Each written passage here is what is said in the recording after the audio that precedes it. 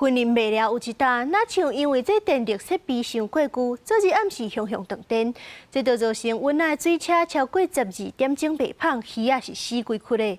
这鱼便是讲因本地过几工啊，就要收成啊，即阵煞是损失900万，会有台电就要赶紧甲设备换新。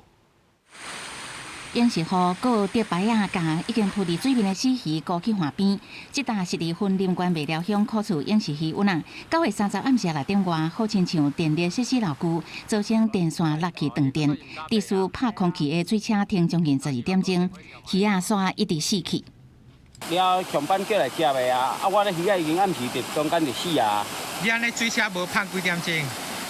迄个时阵安尼几点钟？ 差不多12点钟左右啊。12点钟拢无放。对。啊，像安尼无放，安尼就规个上病啊。电断去，啊，我已经甲伊讲2年3年啊，电火条已经未闭混，已经闭到这严重啊。啊，它就是那个水线脱落的线啊断掉，我规区拢无电，所以我损失的鱼啊100-200万。 永时河讲，渔湾饲真侪台湾雕草鱼大头鲢这鱼种，本来过无几工就会当收成，即马煞拢死去，造成上100万损失，毋知要甲倒一个单位求赔偿。希望台电公司会当赶紧汰换老旧的电力设备。电线杆赶快换掉，啊无你互伊落去温啊，电死鱼啊，搁电死人是袂好的。